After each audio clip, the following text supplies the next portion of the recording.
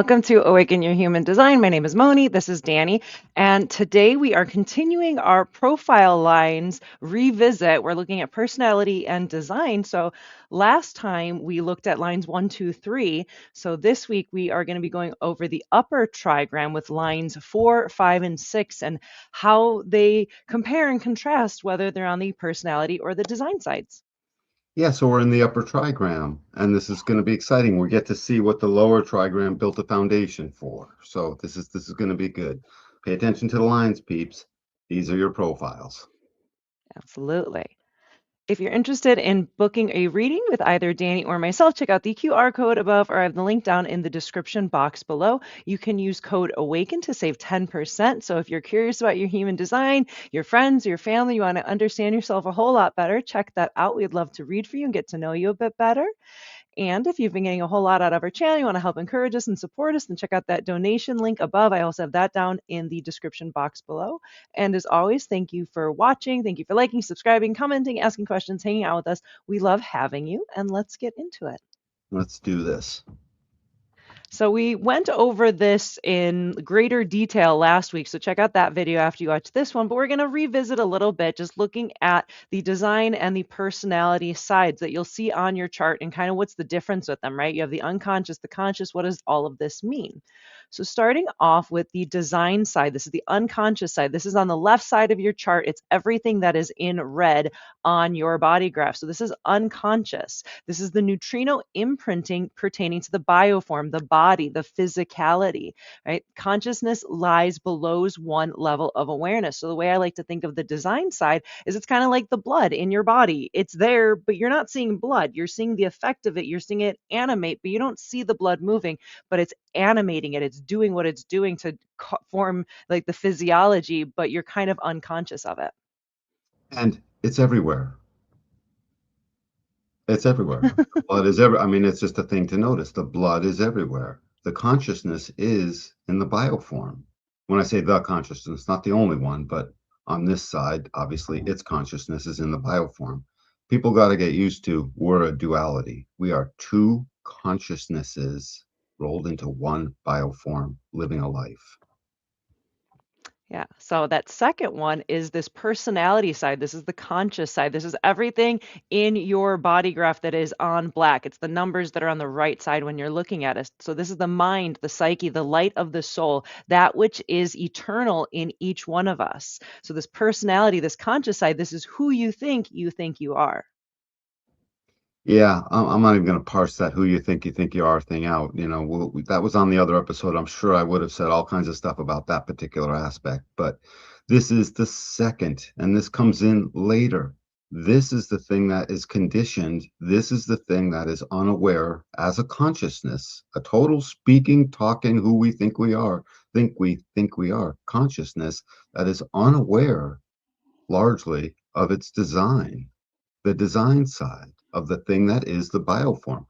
The goal of human design is to get these two things to match up so that you see them and you let them cooperate with each other in the life you're supposed to have. And of course, Moni, the life that your inner child last remembered quite readily. They were good at it, and we got to get you good at it again. Absolutely.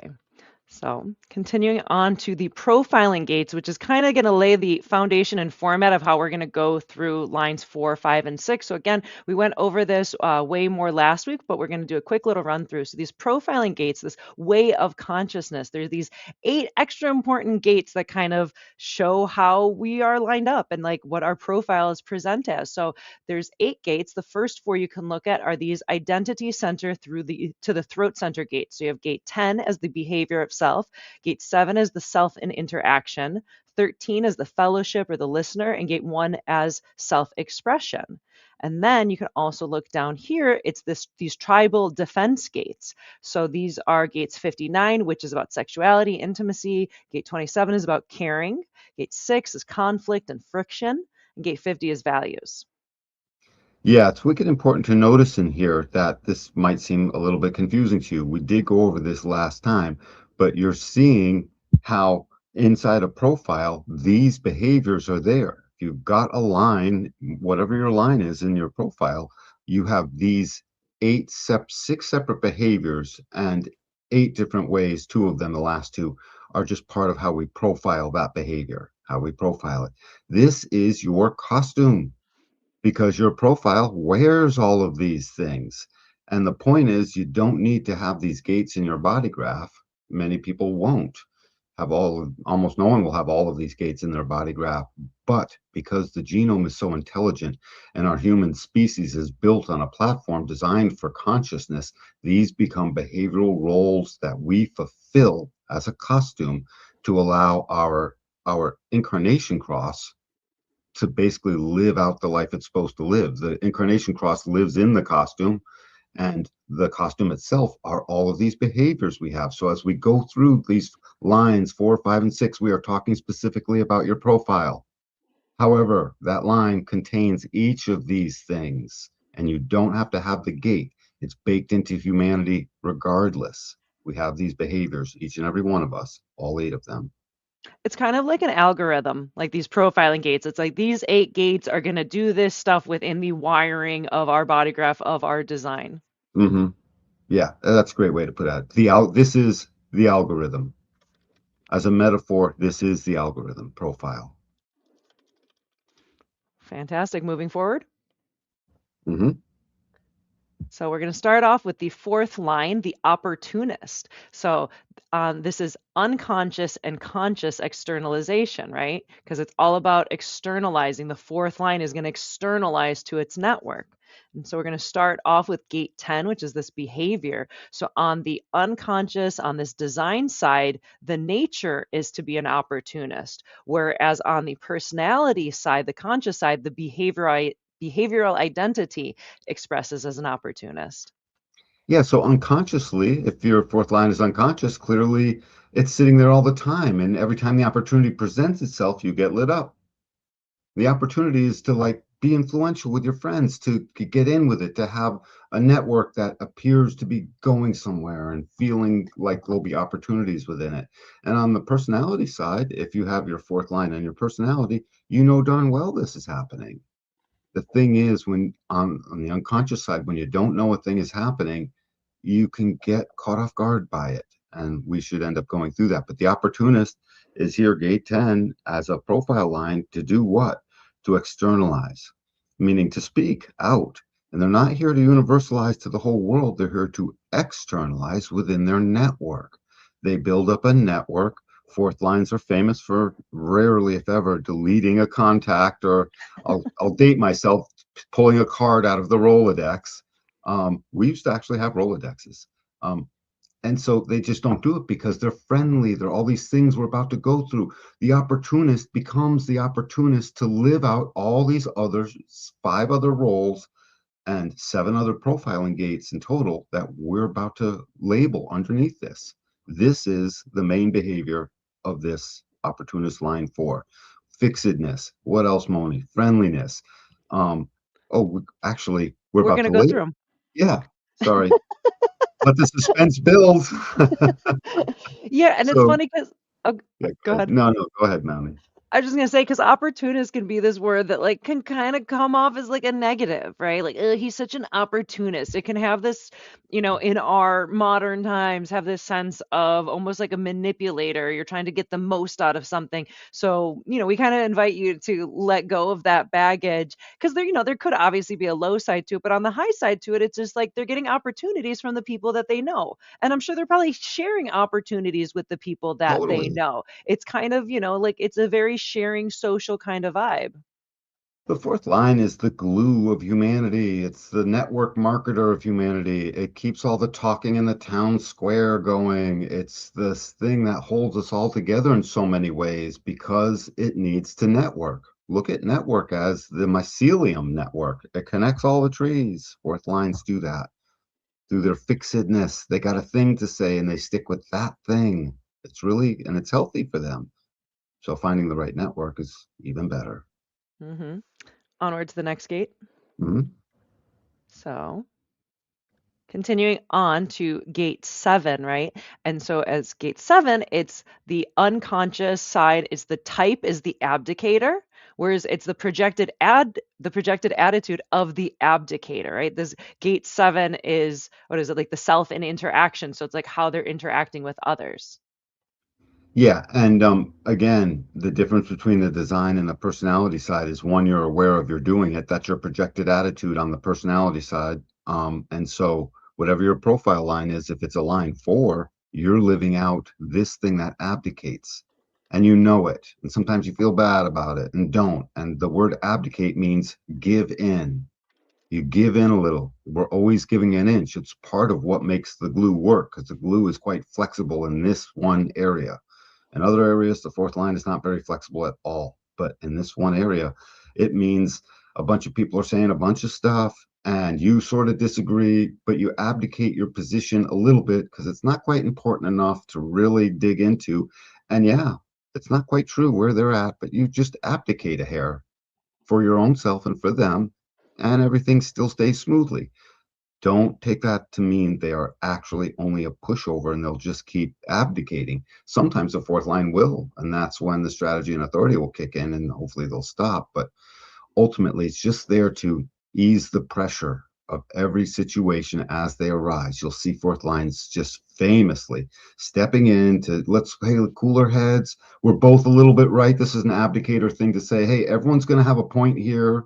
That's an abdicator thing to say. No fighting words needed. That's an abdicator thing to say. No, listen, I'm open. Maybe I'm a little wrong. That's an abdicator thing to say. Now, if you do that as a way of life too much, you can feel a little bit like a pushover. But if you're doing it and you don't even really notice it, don't let others tell you that you are. Again, on the design side, you won't even necessarily notice it'll come out, and you could very much feel like you're being a pushover, but you're not. And I think it's like about being with the right people that aren't like taking advantage. They're not being jerks. They're not like hurting you, which then you go back into strategy and authority. So you're hanging out with the right people. And if you're with the right people that care about you and it's all good, then it's kind of natural to just kind of like give in a little. It's like you said, it's not important enough to fight about and ruin the network. Again, this mycelium network that you brought up is such a good analogy because Yeah, it's more important that there's a network connecting and then there's opportunities for everybody where it's like if we're going to fight about something stupid, it's going to ruin the opportunities and the possibility of the entire network to develop that foundation because the fourth line is the foundation of the upper trigram, right? That relationship of the fourth line and the first line. And so it makes sense that it wants to have a strong, solid foundation to share those networks, like that opportunity. And so it's just going to give in of like, I don't care enough to fight about this. Sure, whatever. Yeah, we're both right. We're both wrong. Let's move forward. totally, totally. It's actually a really cool thing. By the way, the reason the words are different on the design side, the blood versus the personality side, the who we think we are, um, the names are different, a little bit different. They strike a tone of what happens when something emerges. Remember, the left side are the tunnels. Things come out of a tunnel. You can't tell what's in there.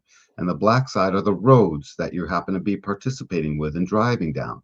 You drive past the tunnel, you can't tell what's about to come out of there until it emerges. That's the red. So it's got a name like nature. It just starts out that way. Type, it just starts out that way. But when you go over to projected attitude, you sort of are being it. You're seeing that you're being it. It didn't just automatically be like on the design side. Behavioral identity. You're identifying with that behavior. You can see it and participate with it. But on the other side, it's not so much you see, it's just your nature. It just shows up. So when all the red side names, the design side names, just put starts out that way, shows up that way, is that way to start. And it sort of stays that way. A baseline, like a So default baseline. and it comes out just like it comes out of a tunnel. So it's just sort of the immediacy of it's just there. In a moment, it's just there. But on the personality side, in the same moment, you're seeing it be there. So you're experiencing the onset of it. On the nature side, you're not experiencing the onset of it. It's just there. Perfect. So next up, we have gate 13, which is like the listener, right? It's fellowship. And so this is fatigue is the theme here. And so on the unconscious side, the memory is fatigue, whereas on the conscious, this personality side, it's the limited perspective of fatigue. I'm curious for you to extrapolate that a little bit more. Fatigue. Yeah. So as a 2-4, I know these. That's why I had so many examples of abdicating. I could have probably gone on forever. The fatigue is people fatigue. it's essentially people fatigue. It could be information fatigue, it could be a little bit, but it's almost always, it's just people fatigue. Too many people talking with you at you. And it's there, all of these things are there as awarenesses too. I mean, just sort of a way for you to see, and then your awareness will make meaning of it. But the fourth line is supposed to get to the point of fatigue. I'm done. I need to go be alone. I don't really want to talk anymore. It's not, I'm a 2/4, so it's not the same thing as the second line, which we did last week, where it was, the bigot that, like, I don't even want to hear any more of your words. That can happen whether you're fatigued or not. This is just, I finally reached my limit. And think of how intelligent that is for our body. Every fourth line to have this as a way, inside empathy, their capacity to listen to the depth of the other. That's what this is doing. It's collecting everything that could be and would be part of the entire experience, the accountant, so to speak, the keeper of these keys that bring us into the now, and it's there to basically express it all at some point or parts of it. So they must listen, listen, listen, and be that listener. And it takes empathy. This is called empathy. Its foundation, excuse me, is empathy. That's the first line. So that first line comes through into this fourth line and realizes empathy can only go so far. Now it is fatigue. By the way, to show the harmonies, I'll go back through them really quick. And the abdicator's harmony is the authoritarian. They have to be the authority on stuff. But then where they finally got, that's when they're lower trigram, not transpersonal. But by the time you get to this transpersonal upper trigram, they got to deal with everyone else, not authoritarian. It's like, well, I guess I'll give in a little bit. Where'd the authoritarian go? With you the know? first line, yeah. Yeah, not so finessed. We need to finesse this a little more, Well, now you got to be social. Like the lower right, trigram, it's just the lower trigram. It's about me, me, me, me, me, me with that right. first line authoritarian. Whereas once you get into this upper trigram, this 4, 5, and 6, it's like, oh, yeah, there's other people that exist. Oh, I forgot about you. Look at that. Right, and hence the fatigue, people fatigue. And it's there, by the way, to give you the wisdom. It keeps giving you the hit. When you start to reach fatigue, this becomes your awareness. You become aware of where your health is going to be, of where your best optimal way is going to be. It's going to be in, as long as I learn to stop right about here, I'm good. I mean, think about that. You can only have empathy for so long. You can't be a permanent empath. Maybe some people are, but think of the energy drain and the loss of themselves. Yeah, You you lose yourself. eventually have to step away. Yeah, I'm super empathic and sensitive, and it's eventually like I gotta go and hide away, please. I love you. Go away. Leave me alone, because Yeah, yeah. it's become too social. Too social. That's what it is. Now, keep in mind as we go through these, they are all in support of where the opportunity, the fatigue is here. I'm going to shut the opportunity off for now. The abdicator doesn't want to lose track of that opportunity.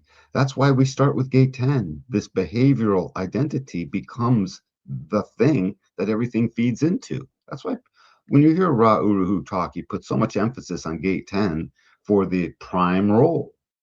The hermit opportunist, me, the martyr heretic, you, the, whatever, blah, blah, blah, and on and on. And so all of these lead into that. When we did the third line, all of them led into what was going to be the martyr and the person who's the trial and errorist.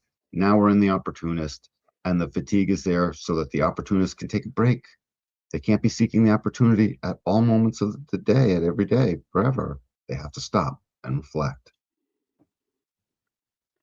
Next up, we have gate 1 with the archetype, this theme of aloneness, which on the design side for the fourth line is the direction. The direction is aloneness, which is kind of funny for a social networker. Whereas on the personality side, it's the aspired to role of aloneness. How does this show up, Danny? Yeah, and the direction and the memory, they have a lot in common. But remember, these things again, they show up. There's the onset of them is the onset came. You don't see it showing up, so that's why it's memory. And direction is the same thing. It's just you show up with that direction. You turn on your auto navigation, it shows you the direction. It showed up on your screen. That's what it is to have it as direction. And on the other side, you see yourself aspiring to. So I just love this. The more you can listen to what I keep saying as it relates to on one side it's this, on the other side it's that, the more you'll start to see, oh my God, there's two of me. There's two of me. And your aspire to role is a great way to see it because this is the creative, the youngest of all gates, gate 1. It is the ultimate creative in a pulse. where that pulse delivers your creativity as an inspiration. It's the channel of inspiration, the 1 and the 8, and it's looking to make its creative contribution. It is the contributor of the uniqueness. And as such, it wants its uniqueness to sort of come out. And it can't when it's fatigued. And it can't if it has to abdicate. And it can't within the network. It's got to step away from the network for its actual inspiration to be able to take flight. So in it, if you have this fourth line on your design side, like me, the aloneness is it's an onset of aloneness. I need it. And if it's on your personality side, you see it coming, just like the fatigue. Everyone who runs into fatigue sees the fatigue an hour before. Okay. So just, let's not pretend you don't if it's on your personality side. If it's on your design side, it sort of starts to really hit in and you see it like 15 minutes before because you are fatigued and you got to ride it out the next, 15, 20 minutes to finally get on out of Dodge. So aloneness as a medium of creativity. This is the yang, the thing that is creative beyond limitation. Everyone has, right, Moni, at moments, whatever was the limitation, the creation excelled beyond it for whatever reason. It happened in a pulse, meaning it's not up to you, it's just in a moment. It's there, it's not. I love that guy. I keep mentioning him, and I always forget the movie. The guy whose heart stopped. He's like, "Well, I have a little heart attack. I'll stop and stop beating again." It's like stop and start, and this thing, that's how it shows up. It just starts, and it's independent of your will. So on the aspire to side, I am creative. I need to get alone. Oh, yeah, I'm alone. I'm going to start writing my book. Boom. You're probably not going to start writing your book. Very often you'll find you just suddenly don't because you're thinking about it and you're aspiring to, and now you're trying to interact because you're aware. You can see the onset of the creativity possibility, and that will tend to disorganize it. But on the direction side, it just shows up. There's an onset of that as a direction, and it shows our creativeness is our direction. So here's again the suit and this costume you're wearing, and a bow tie with it to be unique for this particular gate one aspect of our nature. And this is where you aspire to be a thing. Your direction is in your creativity. It's not in your abdication. It's not in how you deal with other people. It's not in your next job promotion, although you think you want it, and I guess you probably deserve it, hopefully. It's not in any of these other things. The creativity is in the way your direction moves you throughout your life. So everyone needs to have that. It's one of our roles. And if you look around society, when this role can't be fulfilled, whatever the profile number, that society starts to become less and less healthy. If you go into a draconian society where a strong man, an authoritarian, is going to tell you how to think, the creativity goes down, and the society slowly but surely loses its creativity. It's a pathway to death, frankly, if it goes on too long. So next Anything up, else? I was just going to go to gate 59. Let's do it. So gate 59 is next. So this is sexuality. This is intimacy. So this is the confidant or not. So on the design side, that physical side, it's sexuality as the confidant or not. And on the personality side, it's the bonding strategy of being the confidant or not. So on the design side, comes out of a tunnel. This is just how you are in the mating process. Okay. And that needs to be a confidant or not. So it shows up for you on the design side. And sometimes it'll take you by surprise. This is a strong one because confidant or not takes time. And if you're a fourth line on the design side, just jumping into something, because gate 59 is where we disperse our seed, or if you're female, disperse yourself to receive the seed. I mean, that's what it is. It's You know, like it's just try funny. this, try that.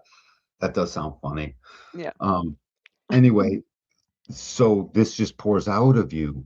And you'll notice you always get a little bit nervous if you don't know the person. You will struggle on the design side, not knowing why you're struggling to know the person a little bit more before anything moves forward. Those are for the moments where things are moving too fast. Not everyone is meant to hop in the sack. That's all there is to it. Some people are, Most people are not meant yeah, to. you know what? Thank you, Moni. I spoke an old fashioned term. Most people I agree. I Yeah. agree. Well, those experiential people sort of are, but by and large, most people are not. Um, But when you get to the personality side, you see it happening. It becomes a bonding strategy that you actually are relating to and you're partaking with. Now, you're not necessarily calling it, hey, this is my bonding strategy while I talk to you, But but you know it's, you got to be friends first. you know, you're doing it and you can see the sense of wanting to talk to them about everything and tell them everything and have them tell you everything and you're deeply enthralled with it all.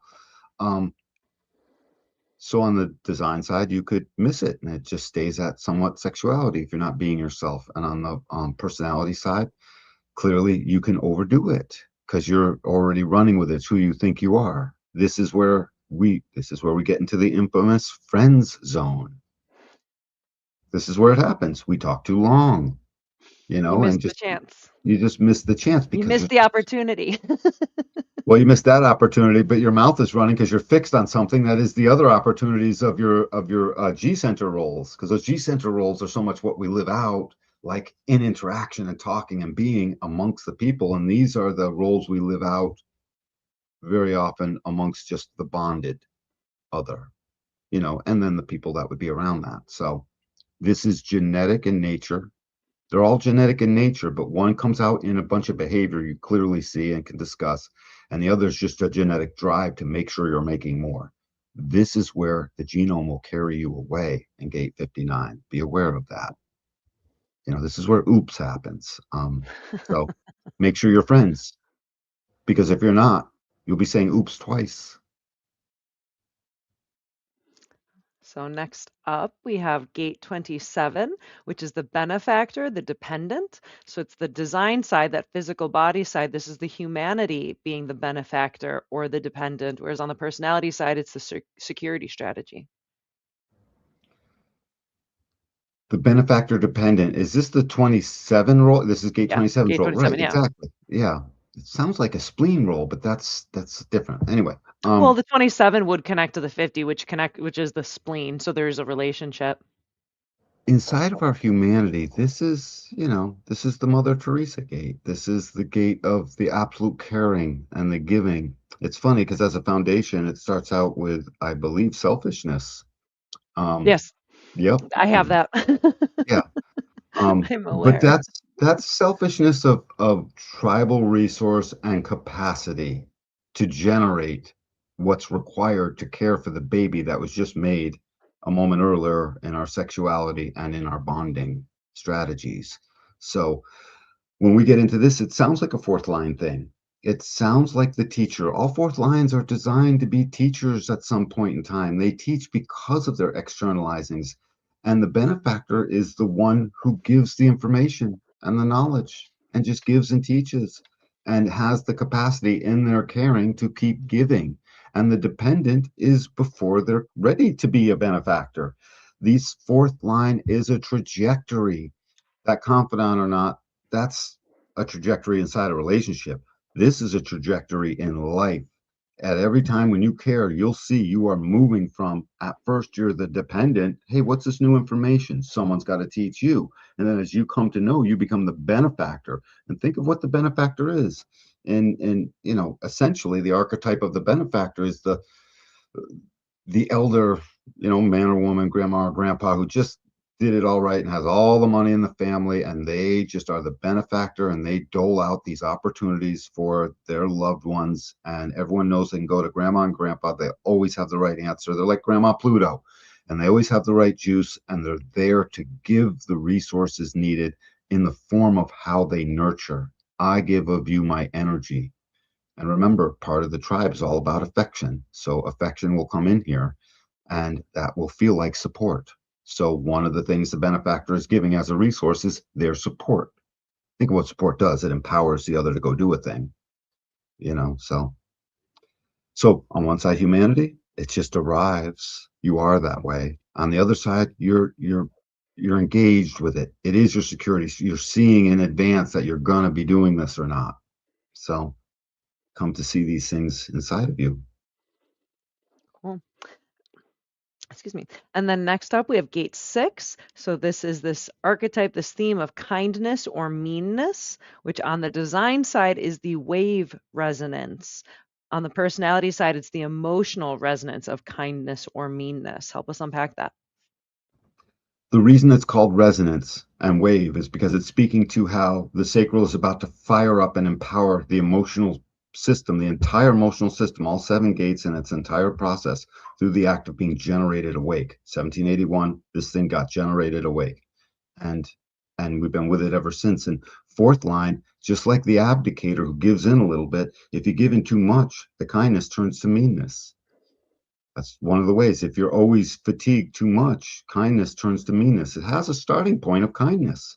All Hmm. fourth lines are friendly. You run into them the first time, hey, just friendly, and everyone even says that about them. It comes through their aura. Again, this is the costume you're wearing. It's not a quiet earth tone costume amongst a bunch of earth tone colors in a building.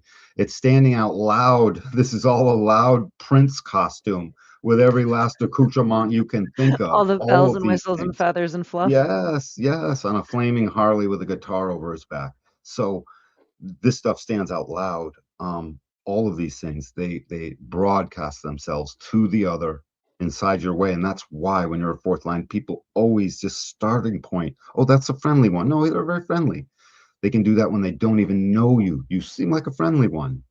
They're correct. But those friendliness has a limit. And emotional waves do what? They go up and down. And this is generated. So what do we have? We have a one and a zero, an on and an off, a yes and a no. This stuff is generated, and that's why you see so much the kindness or meanness. It's just mimicking a yes or a no responsiveness from the sacral. It's its emotional resonance to being fired up from the sacral gate 59 into the solar plex that allows the solar plex to have life. I won't go through all of this on the next two slides, by the way. This is your fourth line foundation for this video. And as it does that, the kindness is supposed to turn to meanness. You're just supposed to govern that and witness it coming and witness it happening. So, in the moments that it happens, you curtail it. You don't let it because it's not supposed to be personal. But all too often, we can take this incredibly personally. So, this is now in the awareness center. So the ask of you in your experiment is full on be emotionally aware of, oh my God, I just turned mean. That's what you're looking for because it's hard to notice the kindness because you're always being it to one way or another, Yeah. especially as abdicating. You're just always sort of being it.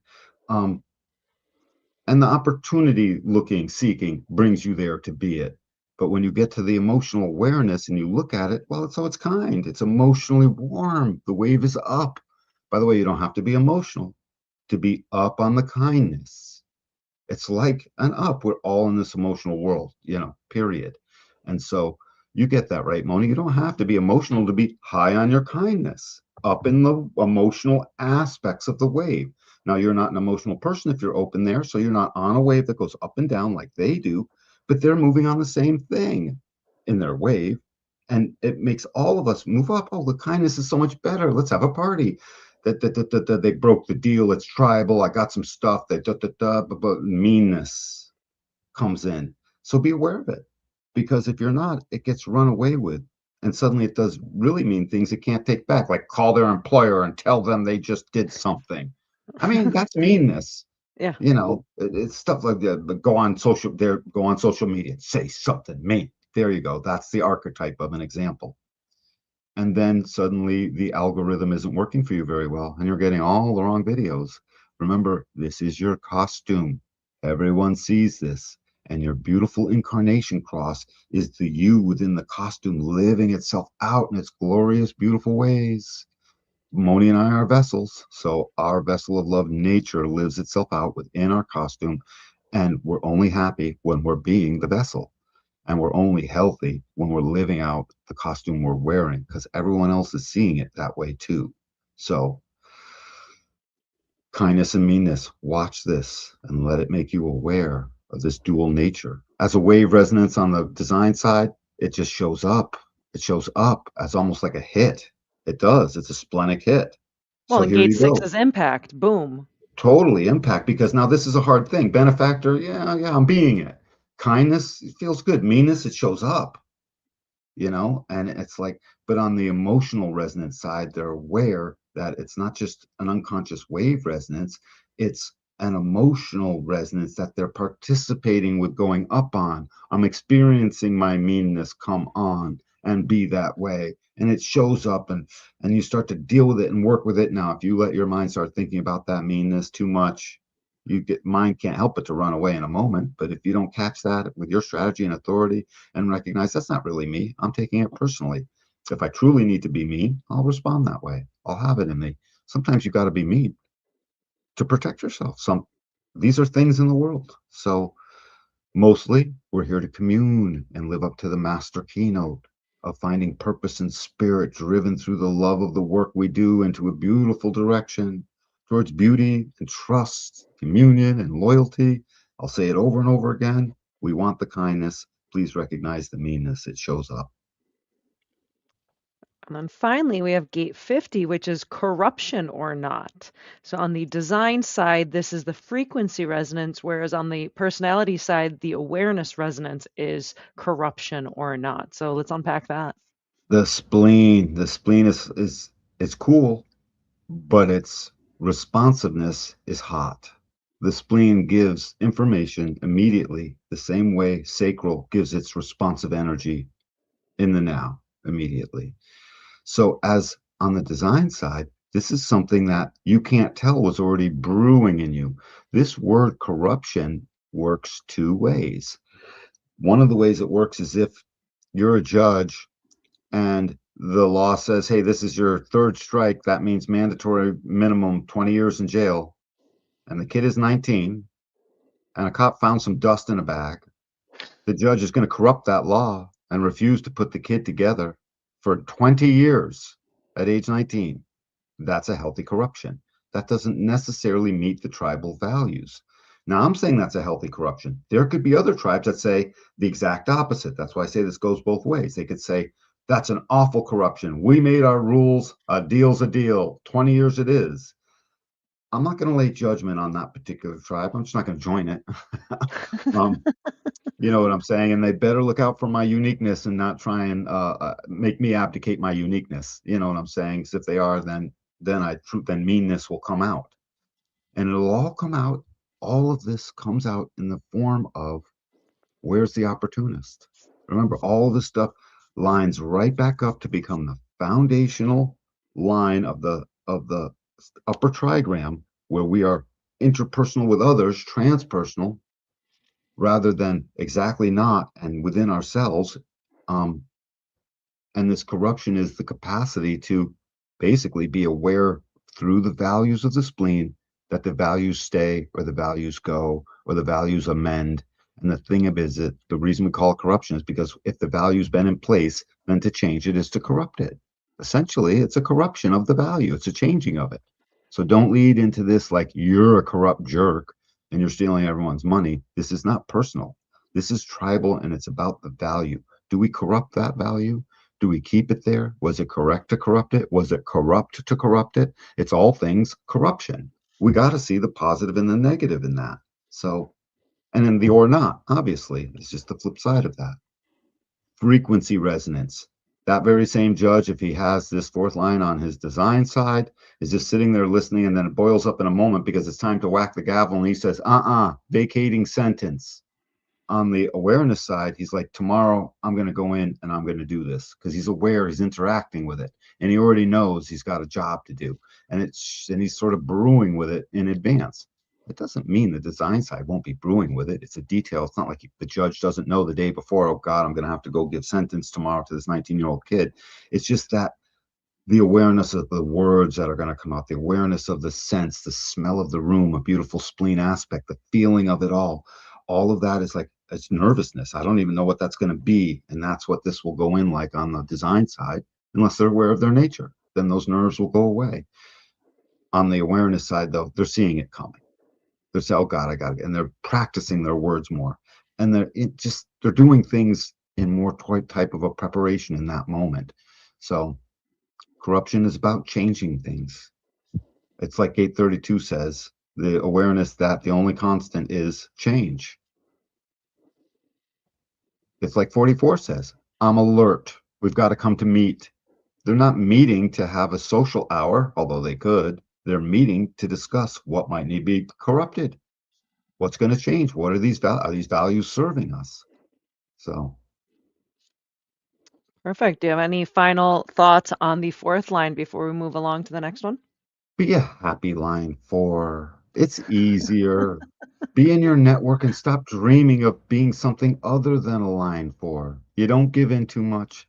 The opportunist is about befriending and then networking with them and then finding out where there might be opportunities to like get a little juice going. You'll know what it is because it'll fit your definition, it'll fit your purpose, it'll fit your sense of spirit of the moment and abundance. And then recognize the opportunist is there to be influential one way, shape, or form. So just be your fixed little self and move on from friends who don't like it. And if you can't influence them in any kind of way, move on. Put them in the fourth line outer ring, right? Got 3, 4 rings, super faint acquaintance. Yeah, I like them, mostly like them, good friend. Whatever your little ring of truth is, that's put them out another ring. That's all. Um, be a happy fourth line. We were given that friendliness to basically keep a smile on our face easily, naturally. So allow it. Perfect, Mosey. Mosey. So now we're going to be getting into the fifth line, the heretic. And so this is conscious and unconscious universalization. So as the fourth line is externalizing to the people they know, the fifth line is universalizing it to the world. So we're going to start off with gate 10 as the behavior. So it's the heretic. On the design side, the nature is to be a heretic, whereas on the personality side, it's the behavioral identity to be a heretic. So the fourth line is stuck in their network, wishing they could be the heretic. No, you Yep. don't. No, you don't. No, I know, but you know how it is. Oh, that's funny. Yeah, you're right. No, Uh-huh. I don't. But maybe they. Being a heretic is rough. Yeah, it is. Moni's a 3, 5, so it's in her unconscious, so it's always showing up.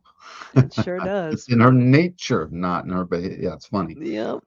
Yep. And there's just such a striking difference from where we left, where your opportunities are coming from your network, period. That's where your opportunities come from. If you seek outwardly for them, you don't find them. But here, go wherever, because your opportunities are going to come universally. It's not like they're not still looking for an opportunity to influence, an opportunity to be unique as themselves. This is upper trigram transpersonal. And like So people you don't know. Whereas like the fourth line does well with people they do know. And I'm like, I do better probably with people I don't know. right, right. I mean, that's one of the ways to look at it. Or people, right, exactly. Fifth lines are going to have a much smaller um, imprint of their friends, most likely, but not always. They tend to have more limited groups because they've got to be more practical. This heretic, as it relates to the design and then the behavioral identity, is well, the picture up there, the general, is the thing that puts out to the world essentially, even if it's within their network, they're speaking more universally. The heretic is the person who for whom the other receives the message more universally. I could say a message one way, and you could say the same message, and yours is received more universally, and mine is received like the networker that, good, that's friendly Dan.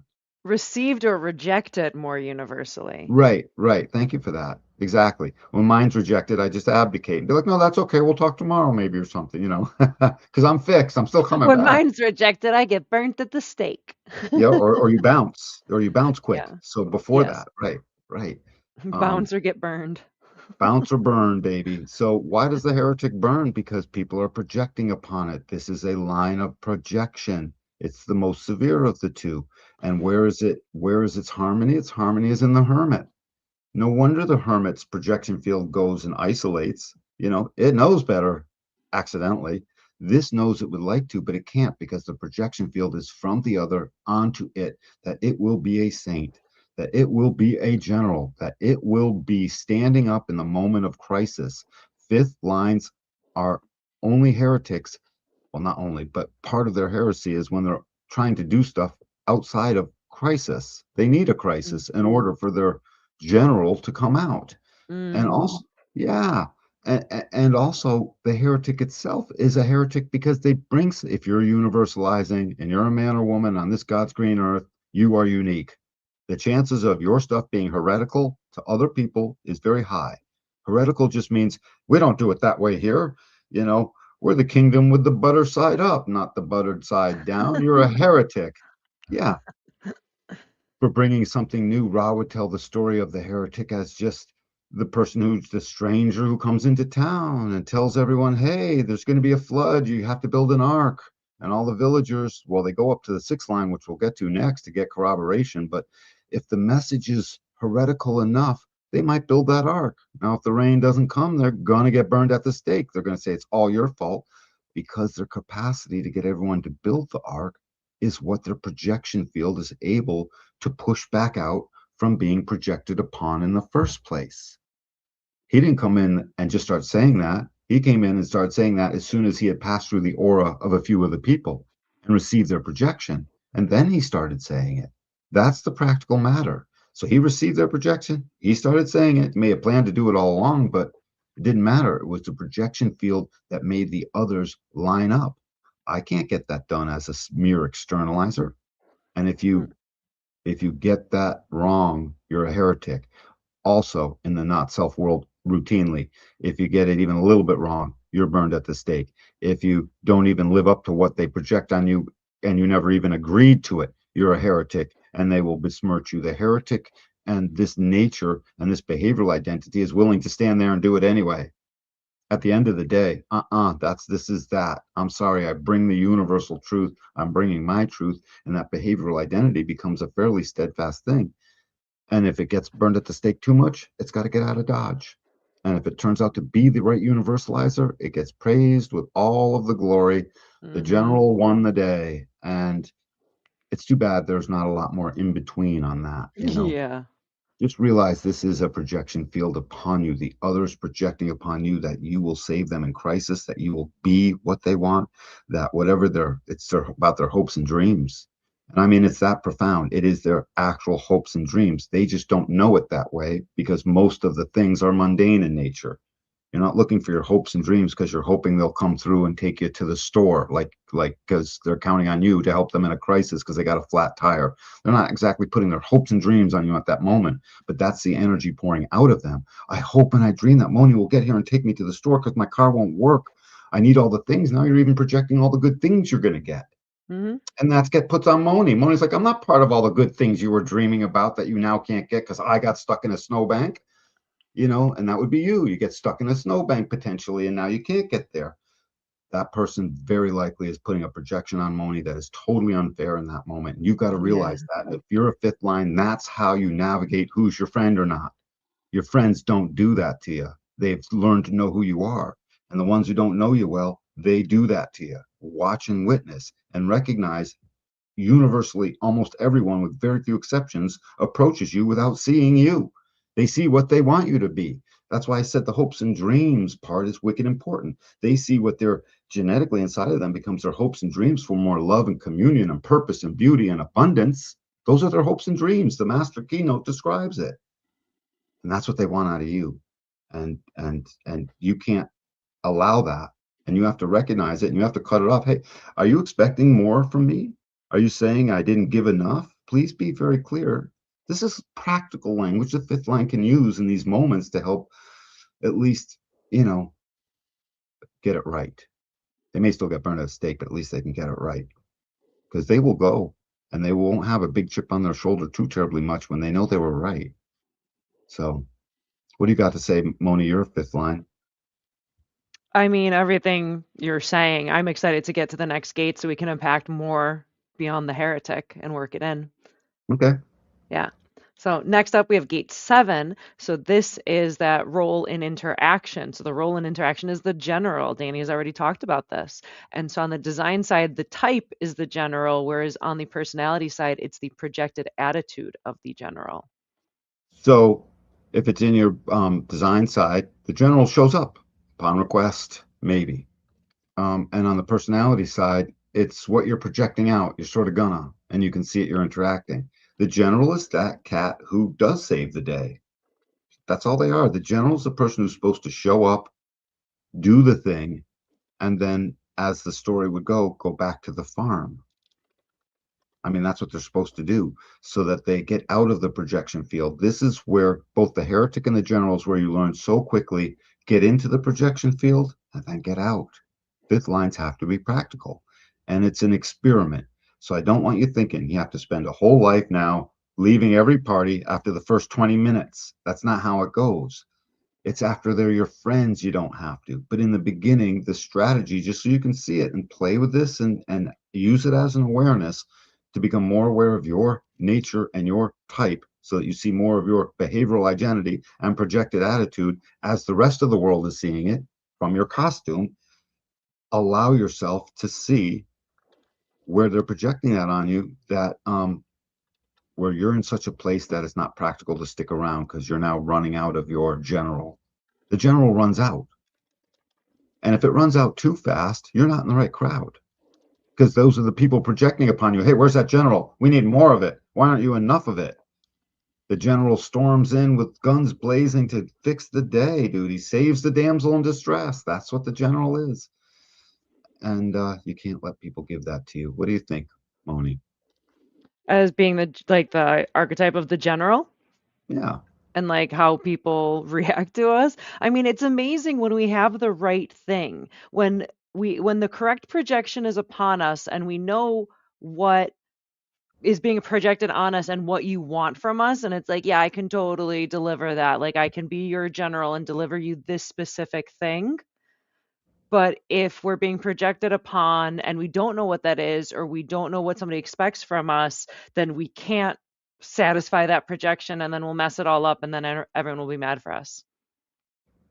And that creates a great piece of awareness that you can sense coming on when you're in a group or with a person projecting the unhealthy projection that's got all these expectations, or the healthy projection that knows you're you and is not going to hold you responsible for any of it, right? Doesn't this help you navigate that? That's why I say these two pieces of it, from the gate 7, which we went over in depth on the last episode, and from the gate 10, where all profiles are derived. um, this is a way for you to see they're projecting too much on me. That's your clue to get out of Dodge. That's your Yeah, clue to not accept the dang projection. Whoa, whoa, whoa, whoa, hold on. No, no, I got to get to work tonight. I'm late for it right now. I'm wicked sorry. Try calling Dave. Love you. Bye. That's practical. Love you. Bye is a fourth line thing. So whatever, but I yeah, added yeah. it in. No, the practical thing is really important, and, like, the getting out of Dodge thing, that's definitely a thing that's super important as the 5th line, is if you are being projected on and you can provide a practical solution, like, provide the practical solution and get out of the room, like, get out of Dodge and leave. And the same thing, if you're being projected on and you can't provide that, like, get out of Dodge. It's like, you're not gonna win. So it's like, either, like, provide what you can that's practical and save the day and leave, or it's like, "This is not the right place for me because I can't satisfy what you're projecting onto me, so get out of the way." Listen to your strategy and authority here deeply. It will show you and you will see the unhealthy projections. And it doesn't mean don't go through those unhealthy projections. You're in a life. You might have to walk squarely right through it. But you can set boundaries and recognize, hey, that's you projecting on me, and come up with language to put people at bay when it's needed, just casually and in the moment as yourself. So, hey, I didn't promise I would do all that stuff, but I can't always do all the things. Are you expecting me to? That type of thing that puts them. I'm quoting from Chase Hughes, by the way, because he's so good at returning the thing, and I've captured some of his language. So, the general, we can move on. Perfect. So next up, let me find my cursor. So next up, we have gate 13. So this is the witness. This is, yeah, this is the witness and like the storyteller, the story keeper. And so this is the savior, which on the design, the unconscious side, the memory of being the savior, whereas on the personality side, it's the limited perspective of being the savior. So that's going to be an interesting one to explore. Remember, all gates start with their first line. When we get into more gate theory, just generally speaking, we will notice the foundation of every gate, all 64 hexagrams. The foundation is the first line. The foundation determines the basic essence of the foundation of that whole hexagram, clearly. And the foundation here is empathy. So, my limited perspective as a savior, I have to have enough empathy to listen. Remember, it's empathetic to listen. because the other person's about to pour out their energy and you have to stop what you're doing. Empathy needs to come in to care for them to some degree, to create that story we were talking about, and be the colorful storyteller at the end of it all, just like the 56 does.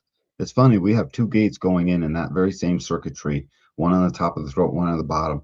The forces were very, very interested in making sure we were telling all the stories, the short-term stories in 56, the long-term historical, artifacts and facts of Gate 13. So it doesn't want to miss anything. I'm just noticing that as something that's really cool. Um, Memory. This just comes out in I know that I'm listening. And the savior part of it becomes I know I've listened. And as I listen, I notice you're projecting upon me that my listening is somehow saving you. Hmm. The expectation and the projection is that always that the expectation is always you're going to do something about it. So be careful on the stories you listen to and the people that intimately you allow to basically bend your ear too much. Because as soon as they tell you, the expectation now is that you're also going to do something about it. What, Moni? Speak. No, that just kind of blew my mind. Like as a, fifth line on my unconscious design side, it is. It's just like if I listen too long to somebody, then it's like, oh no, what do you expect of me? What do you want from me? So the Right, way you right. said that, it was just like, wow for me. And then it becomes a memory that you now have to deal with. It's the memory of I should have left. It's all of this stuff that shows up quickly as memory. It's just a thing because right before it was fatigue. This is the memory that I get fatigue, but not you. It's not so much fatigue. It's like I got to get out because now it's expectation. So this becomes expectation fatigue. Um, Remember, foundations set a theme.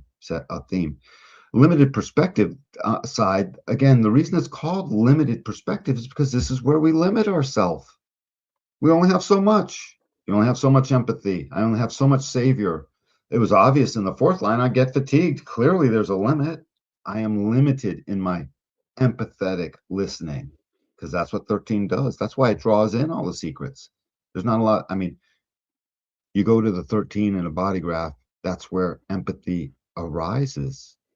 This is our role in the limited perspective can be said another way. Our role in our openness. Same for the design side, the memory, our role in our openness to what we just heard. Um, because it came out of a tunnel, showed up that I'm listening. Oh my God, I am listening to this. Our role in our openness to the other. This gate 13 and all of these roles we have is the home of the inside face, the face that you only have when you're studying something or you're looking at something and your brow furls and you've got all these things. It's the face that you don't expect other people to capture so easily. They'd have to walk in the room and capture you, not noticing them. It's the face that you change the second you do notice someone is looking at you. It's all here on the face. Yes, you go from that to that. Hey, Yeah. how's it going?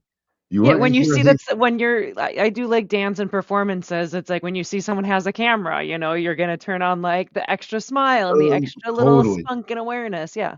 Totally, but you might be totally fatigued. Hey, you've been asking me to save your perfect picture spot the whole time. Take your picture, I'm done. Do the And thing, don't I wanna expect me go. to don't expect me to do this for another hour type thing. Oh no, we They do expect you though. to, yeah, save us. Be the savior in my empathy as to what I've just told you.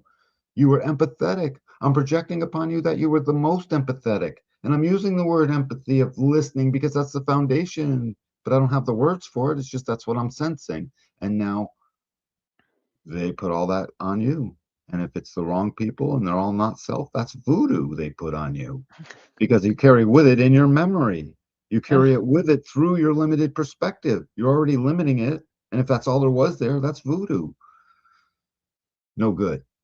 Don't let them put that voodoo on you and you tell them. And your real friends won't do this. More amazing awareness that you get to look in on to show you who's right for you and who isn't. Make a checklist if you're a fifth line of these things. Go through your friends and do a scale of 1 to 10. This cat puts me through this like on 11. That's it. Outer ring with you.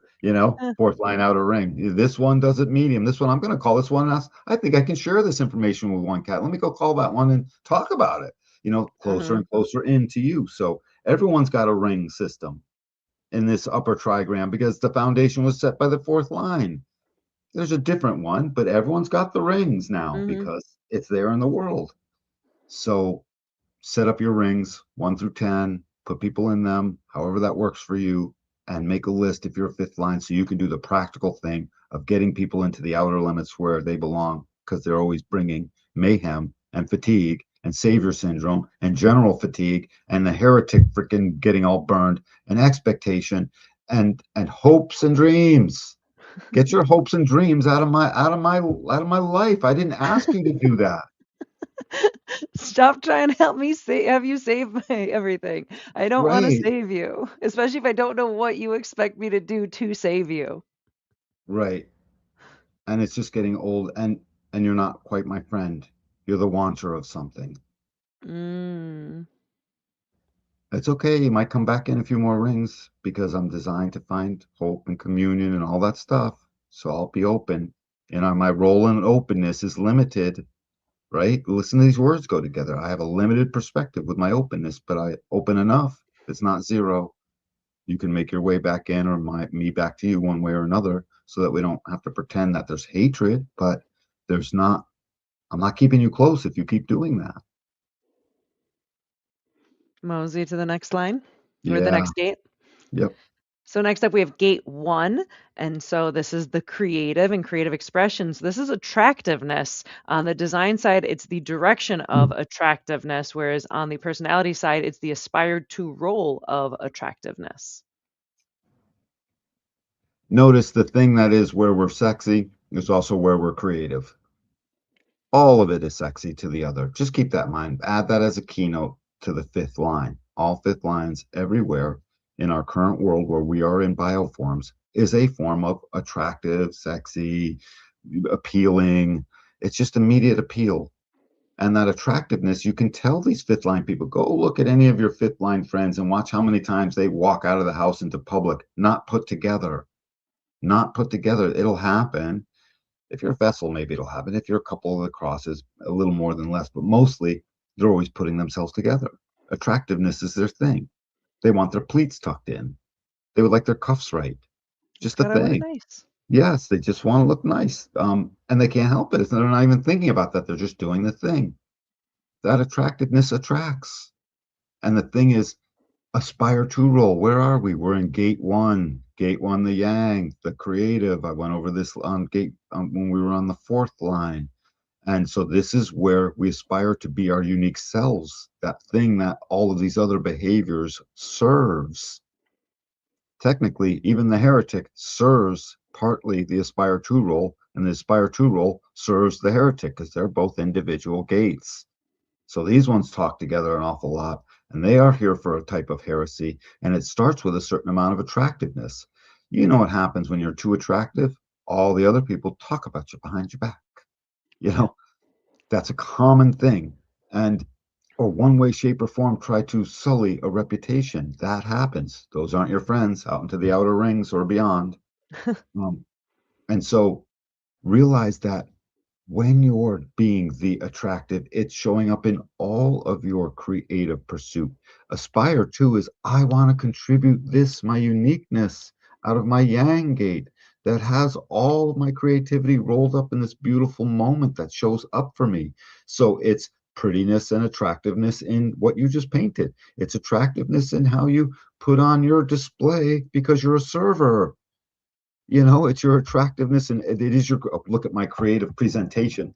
Dude, it's just green eggs and ham. I know, but it's gorgeous, isn't it? Well, if we're always gonna be projected upon, it's like you have to put your best foot forward. Because Absolutely. otherwise they're gonna be like, look at this slub. Look at this like Yes. nothing. And as you put your best foot forward, it becomes the attractiveness. And this is your creativity is wrapped up in making it look good. That's not to say your creativity is vain. It's not it at all. You could be Einstein with suddenly the moment of creation of E equals MC squared, and he is spending his time making the right Roman letters for it before he sends it off to his friend to look at it. It's not just if he was a fifth line in that way, he would make sure there was little doodads on those letters to make it the A right little calligraphy. filigree, a little Yes. flair. Yes, and that the words they use when they write poetry are pretty. Everything is about this attractiveness that they are. And so It has nothing to do with vanity of creation. It has everything to do with how they create and where their unique creative self is. The melancholy in gate one, of course, we didn't cover in four, is that I'm not unique and no one sees me as unique. I can't get my uniqueness out. So just take that as the truth for why this is so important. And we do aspire to it. If we don't aspire, we become sad. And the sadness is there to remind you, hey, aspire to something yourself, not what I ask you to be, what your strategy and authority ultimately guides you to. We're here in a consciousness field, and the consciousness field is pinged and rang and struck so that everyone else hears it most admirably through this attractiveness that aspires to do something creative. If your mind gets involved, you're just doing it for the sake of attracting. If your mind's not involved and you're just being yourself, the attractiveness is natural and you can't miss it. Can't miss it. By the way, of course, this attractiveness is why fifth lines are seen as sexy. It's literally, you can correlate attractiveness to being sexy, and it'll show up again and when we get to the 59. Absolutely. So now we have gate 59, which is about sexuality. This is intimacy. This is the seducer and the seduced. So on the design side, the sexuality presents as the seducer as or the seduced on this body expression, whereas on the personality side, it's the bonding strategy of the seducer or the seduced. So again, I don't think I did it for the direction, but all of it on the design side, this is what shows up. That's why in the sexuality, when I said suddenly you find out you're being friends or not, here, same thing. Suddenly you find out you're in the seducer and seduced role because it's onsetting itself upon you because of your interact, because someone found you attractive and they basically projected upon you that you're going to save them and that you're a good listener and that you can get stuff done. And suddenly that's attractive, and then suddenly they're feeling seduced by you or they're trying to seduce you, and it's happening all the time with fifth lines. One of the reasons they have to duck out and hide behind the curtain on the second floor peering out. Remember the image in the house. The fourth line is on the second floor, just period, networking with people, and it's open to public, it's open for business. And you can see in there, you can look up and see, oh, let me get up there. That looks like the right place to go to a restaurant. Let's eat up there. But the fifth line is that restaurant with all the cachet that you're not even sure if you need a reservation for. And that's the fifth line is in one of the side rooms on that second floor, looking down on everything and just pulling the curtain back enough so that other people are looking up, wondering what's in there. What's in there? That's how the attraction field is in everyone. Everyone's always like, "Ooh, what is that?"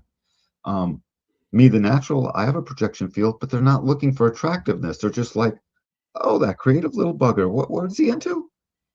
It's not leading to attractiveness necessarily. It might. You never know. I'm shy, and if they knock on my window enough, maybe they'll call me out sexually and intimately and bondingly.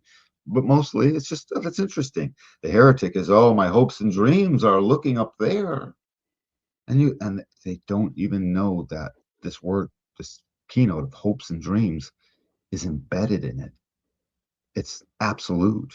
It's not like a fanciful thing that they one hope and one dream. It's all of them. They are projecting that on you, pertinent to the moment and beyond. So hopes and dreams, like I said, Moni's going to get me to the store. But this seduction, anyways, back to that. This is how you bond. You see it coming, and don't let it let you think you're shallow. And don't let it think you're Don Juan always and only that way. And that's how you're going to get by in life. Because you'll be very unhappy. It won't be very attractive. You'll be very unhappy. Not the right people are being saved for you. You're not the right heretic anymore, the right general. Your nature isn't showing up as the person who's consequential. They're only consequential in that. So be very careful because this is a genetic strategy to make more, to make babies. First and foremost, never forget that. 59, first and foremost, make a baby. Just make a baby already. Hurry up. Um, Puberty, yeah, go make a baby. Literally, genes don't care if it's viable and it can come out alive. They're very happy.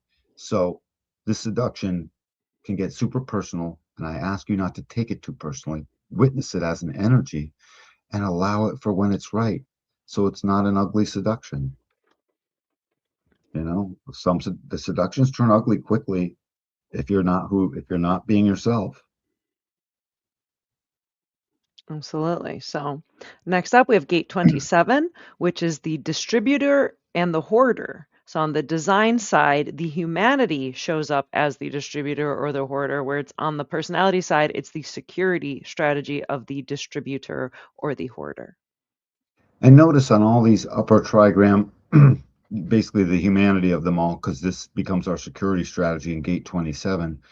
That is, when we get into this upper trigram, you see this distributor hoarder thing that appears to be more as it relates to everyone else. And that's what's supposed to happen here. So its humanity and how it cares is something that just shows up. It's always distributing the resources. Again, they're going to have the same themes as set by the foundation line of line 4. So the benefactor is the distributor. They're pretty much the same thing, except this is a distributor that is attractive and potentially seductive. Oh, they're going to distribute all the goods, but the benefactor's just going to teach me, and he loves me, and he's a friend, and it's confidant or not. So it's not the same seduction at all. One is very seductive, and the distributor turns into the hoarder when they think they don't have enough. When their not self says, I am in a lack mentality. When my not self says, I'm on that lower vibration, that's all I need, I need, not I love to have, not I give, I give, I give. Um, and then they become the hoarder and they hoard everything. However, there is a natural flow to this. You have to be a hoarder once in a while to basically, this is tribal after all. Once in a while, you have to circle your wagons, but then the hoarder can turn extreme and suddenly you end up with a house where you can't even move in or out of. Yeah, it's kind of like you need to take inventory and like, what do I have? Because in order to distribute it, you have to know what you have. So you kind of have to like collect stuff to then be able to distribute it when appropriate. But yeah, if it goes into like a weird misaligned place, then yeah, you're hanging on to too much or you're hoarding and not distributing. And then you have, like you just said, a house where you can't like function in. Yeah, if you were the hoarder and not the distributor, soon you're the heretic, and you're not the general or the person they're coming to with their pitchforks to get what you're hoarding. And you're definitely not the Mm. savior, and they're not telling you stuff anymore. And you're definitely not attractive, although someone in the crowd will still find you attractive in some kind of kinky way, but you better not run off with them unless you're getting out of Dodge. And it's gonna get weird. And it's going to get really weird. Um, yep, I'm good. Yeah, cool. Next up, we have gate 6, which is selflessness or selfishness. So on the design body side, this is the wave resonance, whereas on the personality, it's the emotional resonance of selflessness or selfishness. This is our emotional capacity to become selfish for ourselves and or to give. It's the same thing as the hoarder that starts to distribute. That's now it's selfless. But look at these words. Oh, I'm projecting upon them that they're going to distribute the goods, that they're the selfless one. Well, go pound sand. I don't have to live, again, a threadbare, selfless life. I can be selfless at the practical moments that I want, not because you projected it upon me. So this is about learning the selflessness that is right for you, because selflessness is just another word in a way for altruistic. I'll just give it to them. I love it. We have enough. Selfless, distribute, to give, and all of it again with these. Notice the roles as it relates to the G center are these sort of one word things, and as it relates to when we get down below, it's a back and forth, more of a genetic process. Oh, that's a neat observation. Yeah.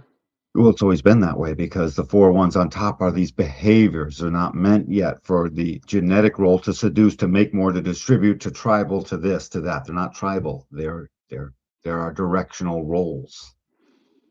So there's just a direction that it's going in with the identity to the throat with these top four, whereas the bottom four have this like this and this because it's Hmm. this tribal dynamic. That's cool. That's a really cool observation. Thanks for that one. Yep. It's all tribal, so it's different. Yep. So one of the things, so this wave resonance, this emotional awareness is the awareness that I'm feeling supportive, and the selflessness more comes out. By the way, this selflessness, when you see it in the tribal resonance of this emotional thing, it's talking very closely to the 1949. It's a synthesis. It's talking very closely to the resonance of that is the 3740, and it's becoming supportive of you if it's right. And then you'll see all kinds of selflessness. And the selfishness is no different than the kindness and meanness. It starts to fall into the meanness when it gets to be too much. Of course, the meanness feels personal. The selfishness is just trying to hide away so that you can't have it. It's not trying to announce its selfishness. It's just trying to not give. That may be correct for it. Give or Well, it's like, don't give. well, and it's like it very much mirrors the above of distributor or hoarder. Right. Like it's very similar of selflessness, selfishness, and it's like, yeah, you got to have to collect something in order to give it away, but if you collect it so much and don't give it away, then it gets into that weird selfish hoarder place.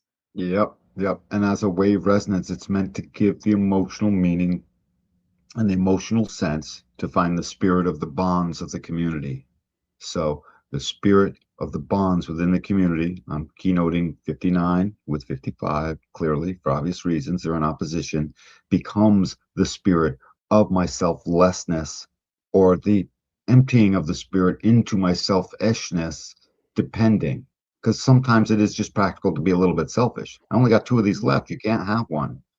I need to drink this water. You need to find your own. That could very well be. Yeah. And or just like, no, like these are my favorite candies. I'm not giving one up. I hmm only got two. If I had five or six, I'd definitely give you one. I only got two. I'm hungry. They're mine. I'm sorry. hmm It's not the end of the world, but just recognize this movement back and forth. You need a little of each, just like the transferences inside of our motivations. We need to do it. So don't let one distract you from being the other if it's not in line with your strategy and authority, as with all of these binaries that go back and forth. Fantastic. And then last up, we have gate 50, which is Mhm. discipline and rebellion. So on the design side, this body side, the frequency resonance is discipline or rebellion. And on the personality side, it's the awareness resonance of discipline and rebellion. So, guys, as we're going through this, don't forget to keep looking up and notice the gate we're referring to, because the confusion when you're going through this is always, what gate was that? Oh, is this gate? And then you suddenly fall into a trap, and then you have to go back and start re-remembering all over again. It's cute. It took me a while to get through all of this when I first started doing this long ago. And so we're on gate 50, the tribal values. Everything here is a big deal. Remember, the tribal fear in gate 50 is the fear of too much responsibility. They have to have the discipline to not take it on, and or they have to fifth line general savior attract everyone else, seduce them into doing it because they have to hoard stuff because it's not going right. It's time to be selfish and we need rebellion. That can happen. So this rebellion is against the need for discipline because the general's already on the right side of things, or it's rebellion as a not self that just wants to hoard and selfishly seduce into something that is not even for them. So the discipline is also being disciplined. This is where the heretic can get burnt. The tribal values may say bad heretic here, and now dole out discipline, which is the burning at the stake part that the heretic always gets as a fifth line profile. If it's on your design side again, this stuff just sort of shows up for you. And if it's on the personality side, you see it as an awareness, an splenic awareness that is concerning itself with all of the 44, 32, and 50 that's going on in this magic little spot that looks like a bow and arrow. If you draw a line out of it, it looks like the arrow. And this is the shot into the spleen that gives us our survival awareness. So basically allow your spleen to be what it is and follow your strategy and authority, because the frequency of this awareness to bring the right values into the tribe to ensure its caring and ensure its survival is to know where the discipline is needed and where the rebellion is needed, just like you need to know where to corrupt the law or not, just like you need to know all of the other or nots, and including these ones. So, Fantastic. Any final thoughts about the fifth line before we move on? dude, get over it already. People are attracted to you. Use that to your advantage. It's totally cool. Find your best friends and make sure they stay your best friends. Make sure they're your best friends, those good ones. Find them. Set up your rings to go out. Kick them out to the outer rings. You're on the outside now, baby, or somewhere in the middle. And recognize this gets used to your advantage all the time. A, by being yourself, and B, in this material plane by accepting only the projections that are going to make you have a good job or a good thing or a good what payday or whatever. You can use this to your advantage. If it's time for a raise, the heretic can go in and ask for it. Um, Stuff like that. So learn where you're listening too much. Learn when you shouldn't even be listening. That's the thing. Fourth lines can say, "Oh, I'll listen," and they get fatigued. Fifth lines will be like, "I can't even hear that." Don't ask, don't tell, baby. Come on. So learn all of these things and learn where is it practical to be the one that's going to stand by your values, because that sometimes is the heretic and it brings the uniqueness that others don't want. Or you're a total clown and you deserve it. So one or the other. Perfect. So now we're moving on to the sixth line. So this is the role model. This is unconscious and conscious. This is unconscious and conscious transition. So we're going to start off with gate 10. That's the behavior. So on the design side, the nature is the role model, where on the personality side, it's the behavioral identity of the role model. Words for the sixth line. Sixth line's hard because they live that third line process clearly. So I'm not even going to talk about that other than it's embedded. So for the first 28 and a half years, the sixth line lives out as a third line. So you have to go to that line to see it in the gate. But just starting at the sixth line, they go up onto a roof. The sixth line needs to know they have a 3-part life cycle. They start out with trial and error, literally.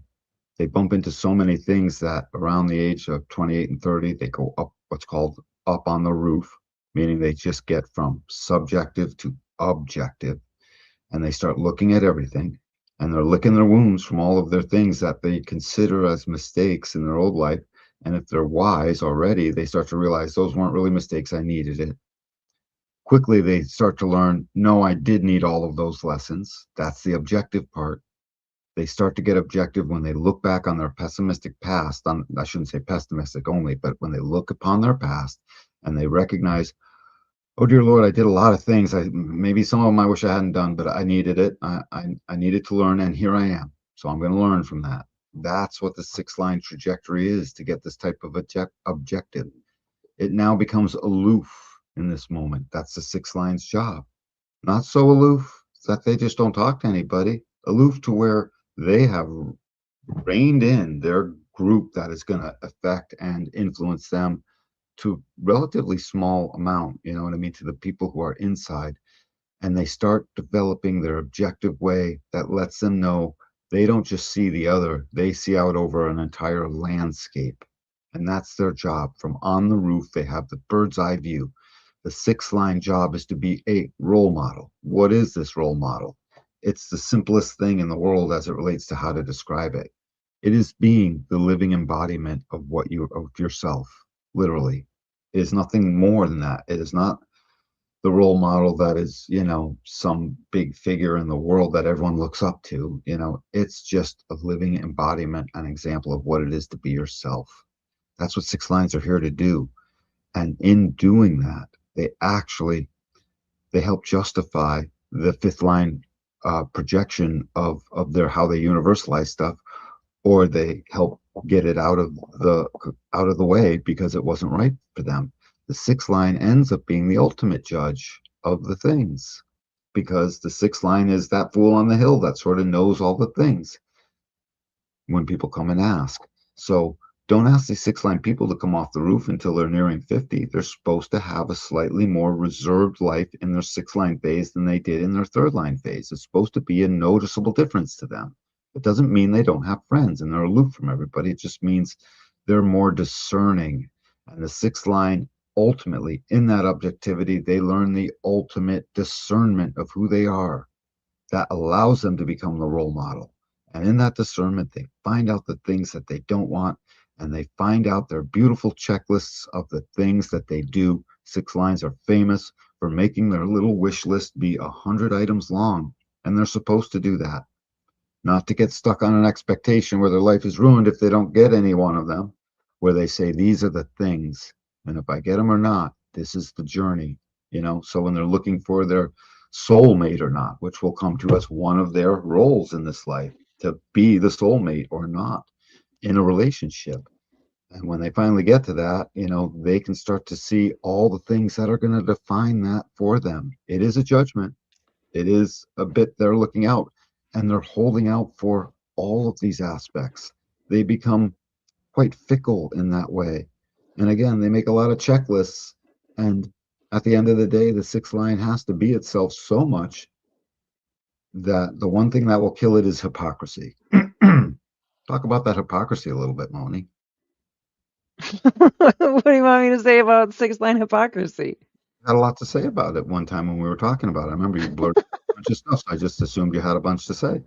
I need more of a context than just, hey, this thing that you said sometime in a If conversation, this whatever ago. if the sixth line isn't themselves and they do any kind of do as I say, not as I do, they will get their own type of burning at the stake. And Oh, that makes sense because they're supposed to be the role model. They're they're supposed to be the supposed to one be the that role model. made the Yeah, mistakes and integrated the knowledge and then be that exemplar of that energy before it goes into the next gate or whatever. So what a great that's word. interesting. Exemplar. What a great word. And people are looking at it for that. There is a type of projection here. People want to see that out of their six lines when they after they've been up on the roof for a little while before they come down and as they're coming down. So just recognize that. You're going to have to ditch the trickiness and the movement and all the bumping into of your first part of your life and recognize I got to watch out where I'm a hypocrite. I just do because it's not burned at the stake like the heretic, but it'll be set aside. I don't want to be set aside. I'm trying to see over the whole thing. I don't want half the people to set me aside because they think I'm, you know, that way and I'm a hypocrite and I'm not doing as I say in all the ways. And your design will transmit itself out your aura into the other so that they know what they're looking at for hypocrisy. If you're a sixth line, you must know your design intimately so you can watch this process unfold. It's far more chaotic than the other lines because it's three parts to it. So this you really need the reading for to get your gates read that are in a sixth line so we can do the keynoting of your sixth line way. It will be the culmination of the six line gates in your body graph. Perfect. So continuing on to gate 7, this is the role of the self and interaction. And so for the sixth line, this is the administrator. This shows up on the design side as the type, and on the personality side, it's the projected attitude of the administrator. So, as the administrator, the role they come in with, let me just say one thing about the role model itself. Not only can they not be a hypocrite, but as they come in, their nature must be uncontrived. The administrator, their role as the administrator must be uncontrived. They can't be just fighting for it. That's not self thinking it wants it. It has to happen in a way sort of naturally. This is where we get elected into administering. And the reason they're the capable administrators because they're on the roof seeing out over everything. Of course, they can administer. No, the kids are over there. The pool is still filling up over here. Don't turn the water off yet. They can see all of this. I smell cooking, so dinner's going to be ready soon. Let me tell everyone in the neighborhood we got potluck over at our house. That's the role model. And so, as an administrator, the administrator administers the things that are role model-y. That's their job. And they're also practical in nature, super practical. Remember, this is the line of transition. This is where the administrator gets everything in order, and the role model was the example of themselves, so that when the movement comes and the next movement in the wheel is that sixth line moves to the first line of the next hexagram, that all their affairs are in order. This is where all the affairs get put in order for humanity. That's why the sixth line can cast judgment upon the fifth line and have it stick. I can't. I can look like a complainer, as a fourth line, or not say anything as a second line. But the sixth line can look down and say, tisk, tisk, tisk, there was no rain. And I think you knew there was no rain. And suddenly that village is not going to burn them out. They're going to string them up and burn them at the stake. Um, so that's the administrator. The administrator is they project outward and they know it and they don't mind administering on their personality side. And as a type, they are the type that ends up administering. It just emerges. The design side is emergent upon your life. The personality side is cooperatively within your life and you're aware of it. Cool. Moving on to gate 13. This is the optimist. So this is memory because gate 13 is like the secret keeper for humanity. So the memory is being the optimist, and the limited perspective is the personality side of the optimist. So they start out as the third line, first part of their life. The pessimist, we did that last week, but they never will. We that's there's the binary Yeah, with the again. When third we did line. all the yeah, had I done all the second line correlations when we were doing the fifth line, you would see that harmony between the 2 and the 5. It's there. And it's the same thing here. So the optimist, remember, the administrator was the anarchist. The role model was the martyr, the trial and errorist, Hmm. instead of the role model who's already sort of got it right within themselves. The optimism never left. If you're a sixth line in your profile, just recognize you ring with optimism. Don't let previous pessimism steal away your current optimism. Don't let your past then steal away your nows. It's never okay. The memory here is please remember what the thens were. They are not your now. You are naturally optimistic as a sixth line. It's wicked important. Allow that optimism to just not turn into euphoria of delusion. Although I think delusion is gate 16, line 6. Um, Hmm. It is. is it or is it Yeah. gullibility? No, Okay. it's line 16, line it's at gate 16, line 6 because it's the global thing until 2027. Right. So the optimist is just plainly optimistic. You should allow that because it's a spot that we want our role models to be capable administrators. Optimistic. By the way, that optimistic optimism is what they're hearing, and they give that to the other in their art of listening, in their act of empathy that listens. Remember, foundation empathy for this limited perspective. And I limit my perspective, but it is my role in openness to you as I listen, and they are here as a role model to set back a little bit of optimism to the other, to take it in optimistically. We don't have to look at this as all bad, says the sixth line. There's some aspects that are both. Let's just let it be that way. What's wrong with that? That is letting the past be the past thens after they heard it. The thing is, when you're at gate 13, if you could teach everybody while you're in the art of listening, is to just keep teaching them. Now that you've told me these are now your past thens. And the role model stands in its optimistic administrative way to say, now don't let their past then steal away your nows, and give that as a form of empathy to the other that empowers them to suddenly take that on. That's part of what the prodigal in this gate 13 will say to help nurture the continuity of our movement. Remember, just because this is about the past doesn't mean it doesn't lead into our movement into the future.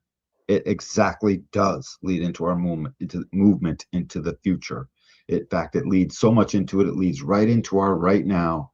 And it's our right now that leads right into the future, no place else. So optimism that you'll be able to stay unique. I can't wait to see line gate 1, the creative, the yang. So here we have gate 1. So this is objectivity. On the design side, it's the direction of objectivity. On the personality side, it's the aspired to role of objectivity. This objectivity becomes profound, and in its after 50 age years, after the age of 50, this role model is even beyond objectivity. They're into just almost a type of neutrality, but certainly it's highly objective, meaning like, hey, I'm not married to either decision. There's this great guy I like listening to recently, Tom Bilyeu, I'm not sure. I like him, skinny guy's a little darky looking, talks a lot. Um, and I think he's a fourth line myself, but he's always saying this great thing. It's like, hey, I'm not attached to the outcome. I'm more concerned with getting the things right. You know what I'm saying? I'm more concerned. So I like predictive power in my things. So if there's anything I'm wrong at, I'm not attached to that outcome. That's objectivity. And he keeps saying it over and over again. Correct me if that's the thing. Let's do the thing. I'm not attached to being right, he always says. And I appreciate that Oh, in him. that's a good line. Yeah, I'm just That's a not good attached. open ajna line. Yeah, and it's a good defined out. It's a good line. It's a good human line. It's a good objective six line. Totally. Mm. The role model is not attached to being right. They're attached in what they said. They're attached to having the information and remaining optimistic while they objectively find out what might be correct ultimately, Mm, because they have a full-blown college education on what it's like to do trial and error and get it wrong and learn what doesn't work. So they've already got a whole bevy. They've got a doctoral thesis on what does not work. Got 28 and a half years as that third line.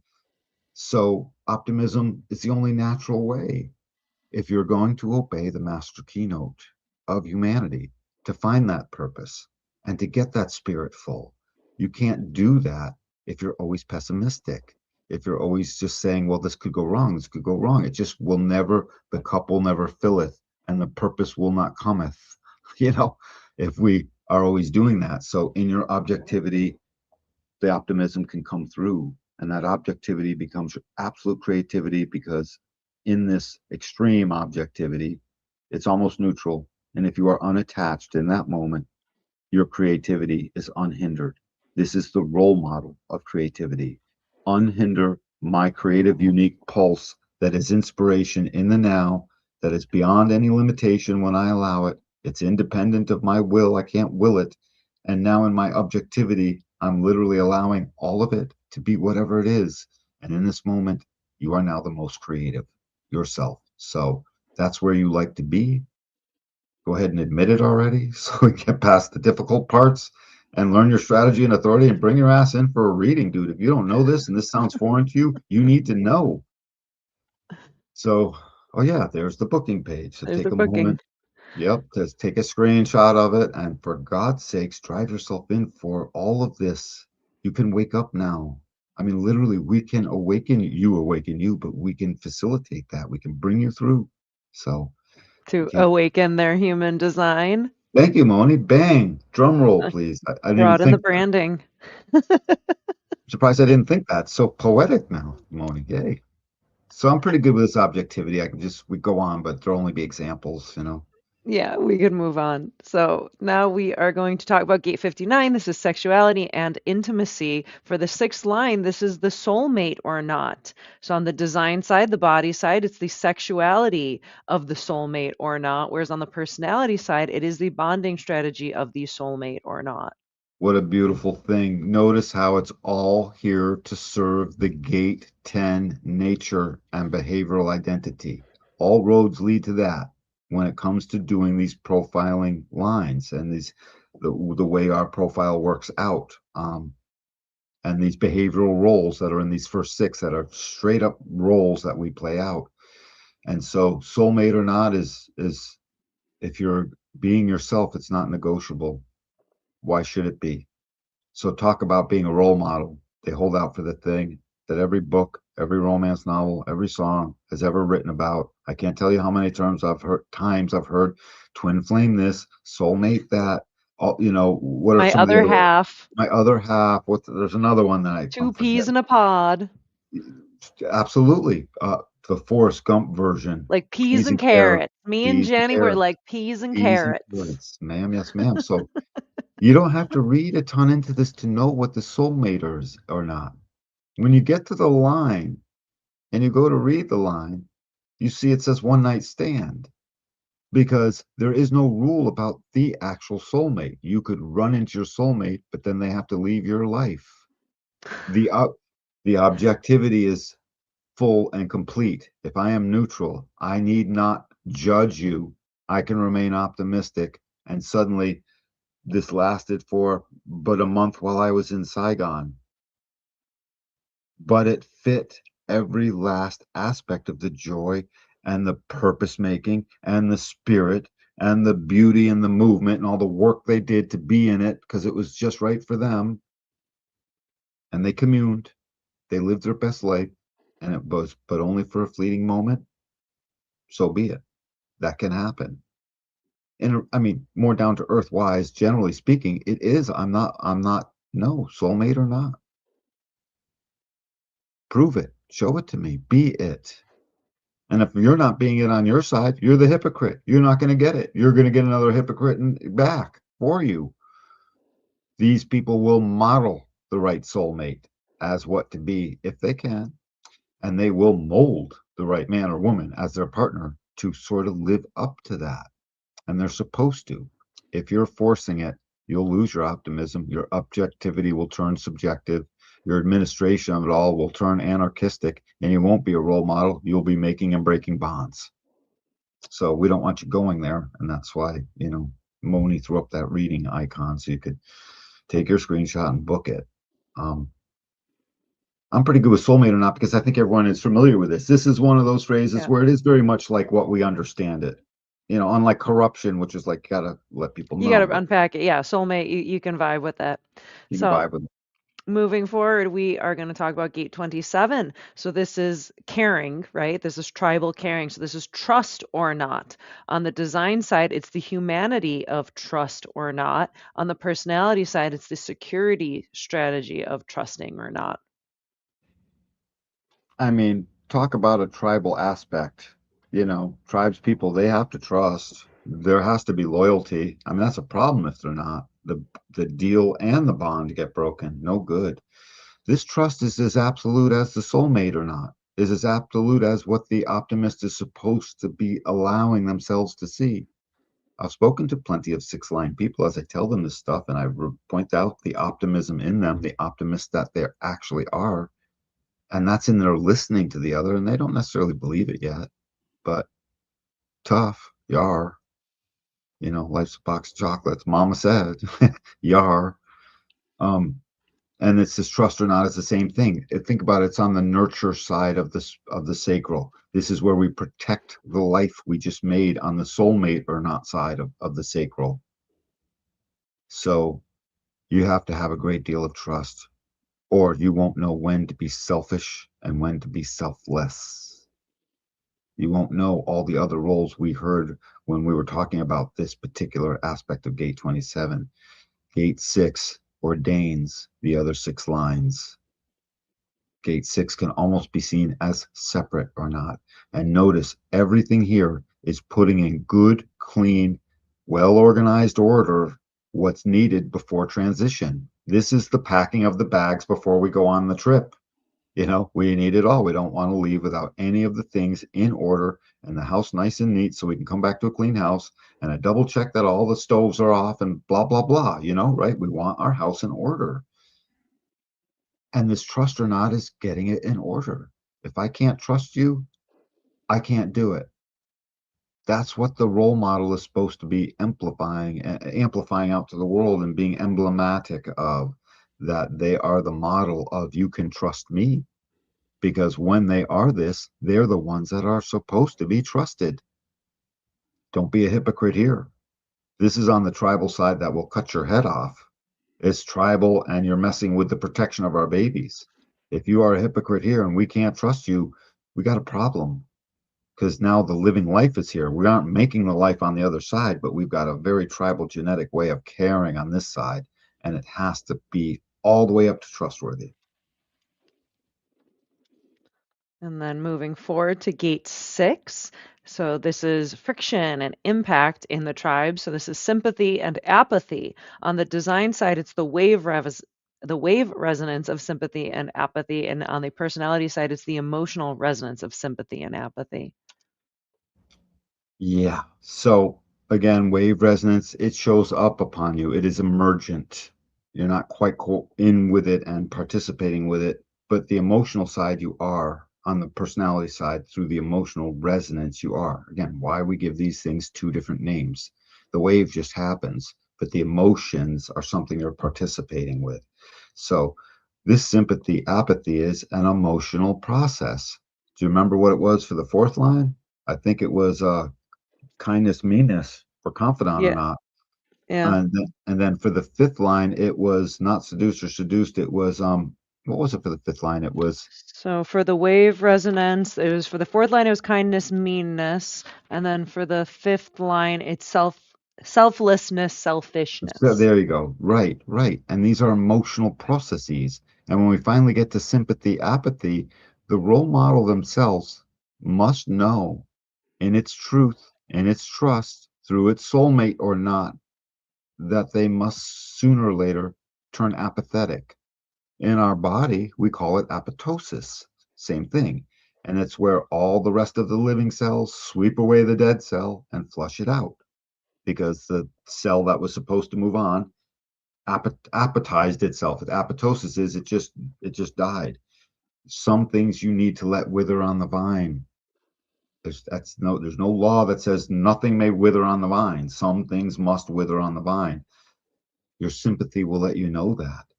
Think of how close sympathy is to what the foundation of this whole process becomes as it relates to our empathy to listen. This is a direct resonance to our emotional capacity to trust or not, to feel they are a soulmate or not. And the sympathy for our soulmate is turns into total apathy and meanness and selfishness as soon as that is not a soulmate. And this is the wave resonance to that 59, gate 59. That's what the 6 is doing. It's opened or closed according to its sympathy to the other or its apathy towards union. And that's what will allow this thing in.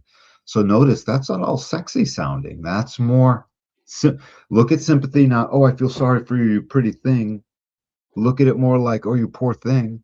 It's the sympathy that happens when I play a middle C note down low, and it's not middle C in the lower register, and I hold a G note down quietly in an upper register. That G will ring sympathetically to that low note I did. It's the sympathy to totally line up and ring in harmony or resonance with the thing that is your soulmate or not, that you trust or not, that you're objectively looking at optimistically as an administrator or not, so you can be your role model self. Sympathy, apathy. And notice the trends. These are all or nots, or this or that. Whereas the roles out of the G center are simply a this. They're straight up behaviors, and these are genetic behaviors, genetic roles down here on these bottom 4 that are the 6, the 27, the 50, and the 59. It's emotional Perfect. business too, right? It's emotional because the apathy would be down on a wave. I lost my boyfriend. I'm sad. I lost my pet. I lost my pet rock. you know, I lost my pet rock. I'm and the apathy sort of comes in, and the apathy can be towards yourself, and the sympathy can be towards yourself, and it should be. You're in tune sympathetically with yourself. It can also be, sympathy. Oh, you poor thing. That is a role model thing to do to help comfort the other. This is an emotional item, by the way. It's emotionally determining to get clear on comforting the other or not. And am I sympathetically resonant with my own self? Am I sympathetically resonant with them? Or is there apathy here? You got to know. And then finally, we have gate 50. So this is the values, tribal values. So leadership or not. On the design side, it's the frequency resonance of leadership or not. On the personality side, it's the awareness resonance of leadership or not. If you notice, I did the sympathy, apathy, and the soulmate thing or not, and I likened it more to the 13 because that's on the emotional side, right? And this one I'm going to liken more to the 7, the administrator, Hmm. the leadership and the trust. Are the administrator. I trust this administrator. He's got the details. He's doing it right. He's looking out for our future. That's what the administrator is supposed to do, and administer the affairs of right now fairly as a role model. Tribally down here, the leadership shows up as the value of the role model to be in a leadership position or not. And just as importantly, the value of the role model to lead the values as right out in front of them. No one can say this person does not stand by their own values. I stand by my own morals and my own values, even if I have to stand as one. And that's why sometimes the role model ends up as the one night stand or nothing else, because they stand by their values at their being themselves, because hypocrisy is on the other side of that, and they can't do it. If they do, they'll suffer. I lead myself into this awareness, spleen, of the values that I am resonant to that lead us to what we nurture and how we care. It is tribal, it will support, it will be loyal, and this leadership will lead us through to the master keynote of the abundance of our spirit as it relates to our direction and that we're getting our gate, 28 purpose fulfilled. So leadership to all of that. And by the way, the or not, you're the role model. You don't have to step into leadership. You can witness what others lead. You can recommend a leader. This isn't for you to always have to be it. We got rid of those things in the lower lines where everyone sort of has to be their thing or not. This is your capacity now to almost delegate. What does the administrator do, anyways? Delegate leadership here. You don't always have to be it. That was more your third line phase where it was more in line with the motivation we call desire.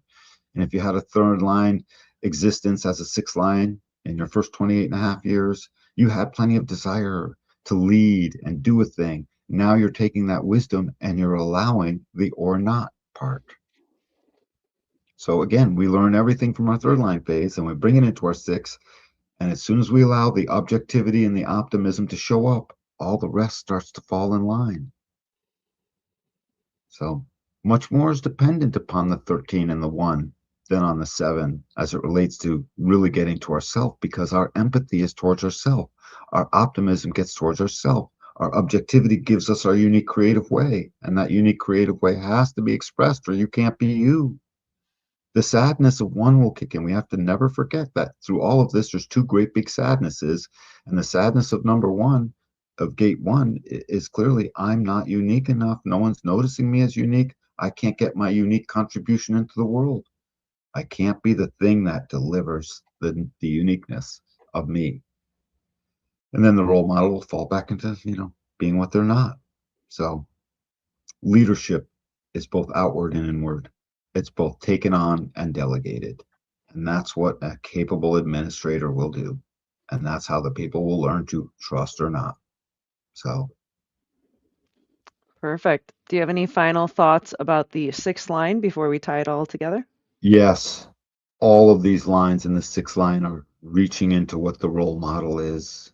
It's just like on every other one. So that's why Gate 10 holds the name and all the rest serves to be the costume. And I guess I'll just talk about that in the next slide when we're doing it all, putting it all together.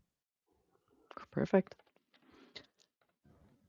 So, as a conclusion, duality by design, unconscious embodiment and conscious recognition. Profile lines reveal how the same archetype lives in two realities, one we actively and consciously recognize, the personality, and one that unconsciously operates through the body, the design. Understanding this split highlights why profiles feel layered. Our conscious mind navigates one expression while our form carries another. Integration comes from honoring both without forcing them to align perfectly, letting the mind observe without overriding the body's intelligence. For God's sakes, peeps, take this episode and the one before that did lines 1 through 3 and like listen again and map out your lines in your profile. I mean, really map them out because this is you. And if you want that incarnation cross of yours, which you are so deeply, deeply hooked into, allow the allow the costume that you're wearing to become the thing that embodies all of these roles, that sees this is how I profile myself, that understands that each one is they're non-negotiable. Be them or suffer. Witness them or suffer the not self mind. Um, I mean, that's really all I want to say about it. It's just so important. We said everything already. So, yeah, that was our exploration of the upper trigram, looking at our profile lines and how they differ between the personality and design. So, that was a lot of fun doing this little two-part series. Good Lord, that was a lot.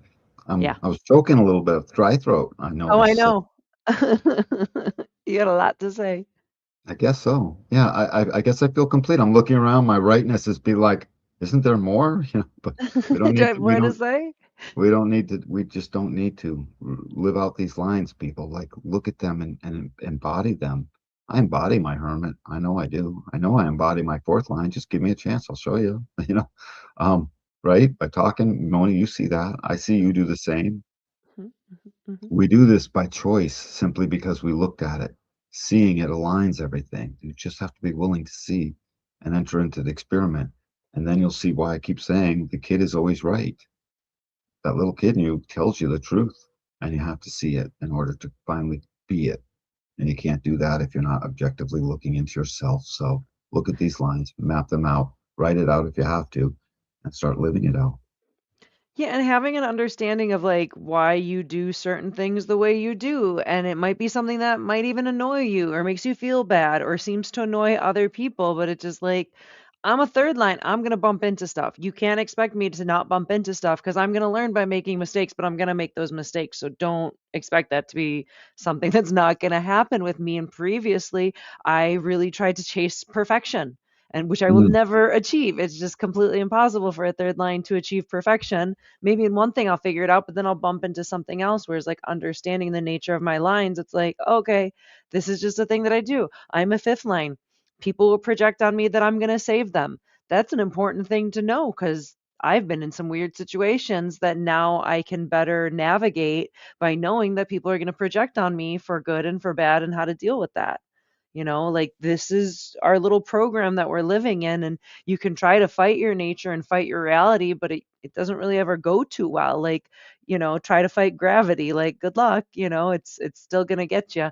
So I find it's a lot better and more conducive to align with your natural reality, learn to work with it instead of just being like bitter or frustrated or angry that you can't bend the reality of the world into your desire. It's Gotta so work with it. I was thinking of the little kid that they're so mad they're gonna hold their breath and protest, and the parent that just sits there and says, "Have at it, Johnny." You know, You're but gonna I, you're gonna you know, gasp. I'll get you some milk and cookies, honey. I'll tell you, I'll get you some milk and cookies. You hold your breath. I'll be right back. It's they can't do it. So The nature will take over. the nature will take over, and you will breathe and allow your nature to take over. It's how much do we still need to do as it relates to getting people to see they are a binary consciousness, as in literally a binary two, the double-headed being without the second head. And that's part of the goal of this episode, I think, is to keep pointing it out so you can see, oh, on that side, it just keeps showing up. And on this side, they seem to be living it out. And they're very similar, except they're different because they're different lines, but I can see it. Notice the Mhm. difference in you so you can really embody that. That is the role model, to embody what you are. I love it. Super cool. So, Yep. ne do you have any other thoughts Nope. or oh, No, feel good. so next week, we will be back with another live stream where we're going to be talking about like relationship compatibility. So we're going to go through the different types of connections that you can have with people, whether it's like a friendship or an electromagnetic or a compromise or a dominance. And we're also going to talk about line resonance and harmonies, so you can kind of understand yourself in relationship a little bit better. And I'm pretty excited. It's a fun presentation. Oh, that'll be good. We're gonna have some of the love gates in there, are we? No, love gates are coming up as soon as I finish making that presentation, but it's in the near. Okay. Cool enough. Yay. Rock and roll. Perfect. Well, we did a marathon with all of this stuff, so Yeah. let's do the thing and I'm done. Oh, look at all If the you hair throw it behind you me. it's like Rapunzel. If you'd like to book a human design reading with either Danny or myself, check out the QR code above, or I have the link down in the description box below. You can use code AWAKEN to save 10%. So if you want to hang out with us, learn a whole bunch about your chart, learn a whole bunch about your friends or family or whoever you want to talk about, we can have a lot of fun together. And I look forward to that. If you've been getting a lot out of our show or of our different videos that we share, check out the donation link. If you'd like to support and encourage us, I also have that down in the description box below. And as always, thank you for hanging out with us. Thank you for liking, subscribing, commenting, asking questions. We love having you, and we will catch you next week for another for another show. Awesome. Till the next time, everyone.